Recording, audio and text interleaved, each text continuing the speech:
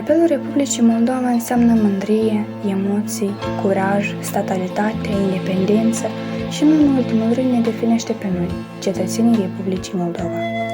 Astăzi este un bun prilej pentru a ne simți mândri pentru ceea ce reprezintă Republica Moldova, să devenim mai conștiincioși și să putem mereu în minte și suflet spiritul de mândrie și patriotism al simbolisticii drapelului.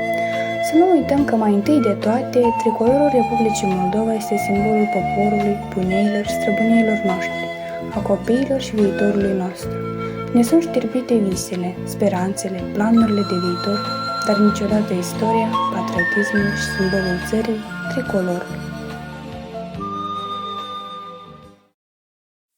În drapelul de stat al Republicii Moldova, tricolorul este simbol oficial al Republicii Moldova. El simbolizează trecutul, prezentul și viitorul statului moldovenesc. Reflectă principiile lui democratice, tradiția istorică a poporului moldovenesc, egalitatea în drepturi și prietenia.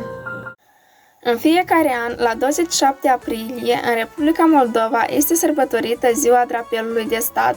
Ziua Drapelului de Stat a fost instituită de către Parlamentul de la Chișinău la 23 aprilie 1990.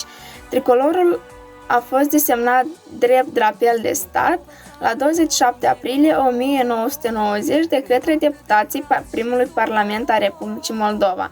Drapelul de stat simbolizează suveranitatea și independența Republicii Moldova.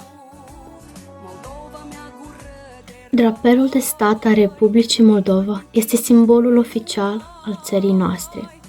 El simbolizează trecutul, prezentul și viitorul statului moldovenesc, suveranitatea și independența Republicii Moldova.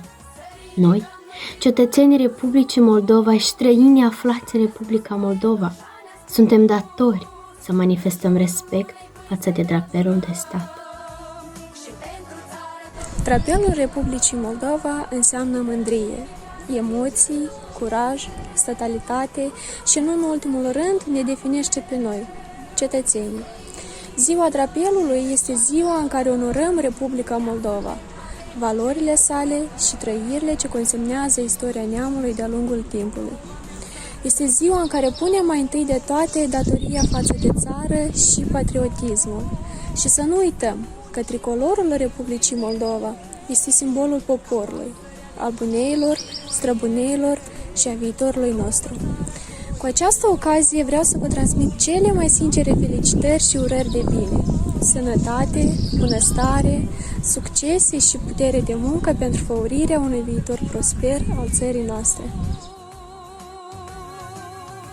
În drapelul Republicii Moldova flutură sufletul întregului neam moldovenesc. Astfel, să cinstim cu toții această zi frumoasă, fiindcă imnul de stat și drapelul fac parte din inima țării noastre. Poezia Tricolorul țării mele, creație proprie. Unicul care ne alină inima și sfântul dor este dragul și iubitul, mândrul nostru tricolor. Roșu, galben și albastru, trei culori cu mult fior. De drapelul țării mele este mândrul tricolor. Suntem frați de o credință și în mână noi avem trei culori cu suferință, trei culori fără blestem. Astăzi e un bun prilej pentru a ne simți mândri pentru ceea ce reprezintă Republica Moldova. Să devenim mai conștiincioși și să putem mereu în suflet și minte spiritul de mândrie și patriotism al simbolisticii drapelului, în ciuda evenimentelor politice din țară. Să nu uităm că mai întâi de toate tricolorul Republicii Moldova este simbolul buneilor, al țării, a străbuneilor noștri, a copiilor și viitorului nostru. Sunt știrbite visele, speranțele, planurile de viitor, dar niciodată istoria, patriotismul și simbolul țării, tricolorul. La mulți ani, cetățeni ai Republicii Moldova!